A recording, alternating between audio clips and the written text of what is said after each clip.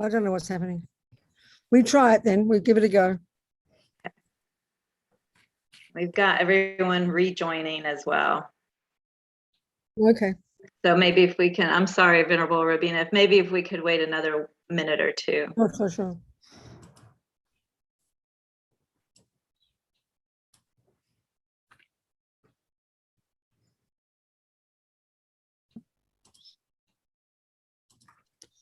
At least the refuge.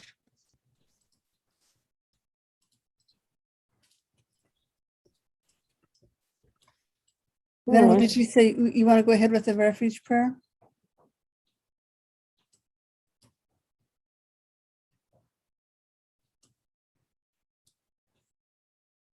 Seems more stable now, does it? You're not answering me. That makes me nervous. No, I heard you now.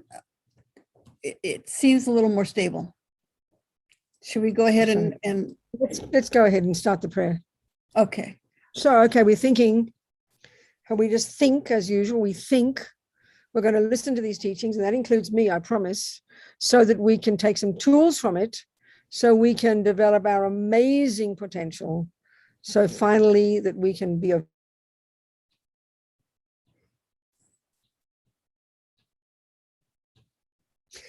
Sangye charang soke chognamla jangcho baru dagni kyap suchi dagi chonyen gipe sonam ki drola penche sangye dropa shok sangye charang soke chognamla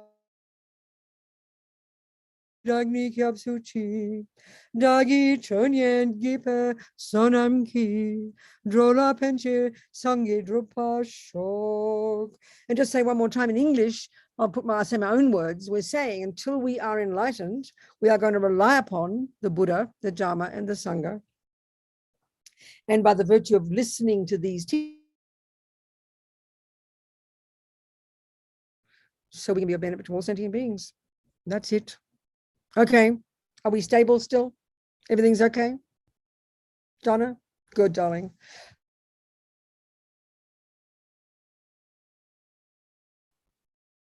Okay. Delete prayers. Finish prayers. Okay. So, sorry, Venerable, we lost your audio for a moment. Oh, I don't believe it. You're still having problems.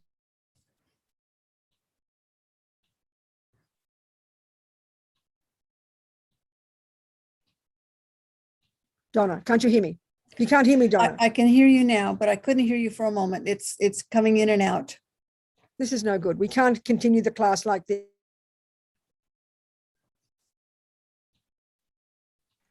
I don't know what else to do. I can't get any other system. I don't know what to say. Is everybody can you take the prayers off, please, so I can see yes, people? Yes. Okay, are other people having problems as well? Am I coming? It's no good. I mean, normally I can get another Wi-Fi, but I can't get it today for some reason. I'm using my hotspot, which is what I only ever use. I don't think it's you. I just think there's something going on. It's obstacles for us to be communicating. Look at last week, missing you completely. Well, I mean, you're not going to hear me half of what I'm saying. What's the point? You go nuts, you go crazy. Venerable, one suggestion is to turn off your video and we would just have the teaching on audio.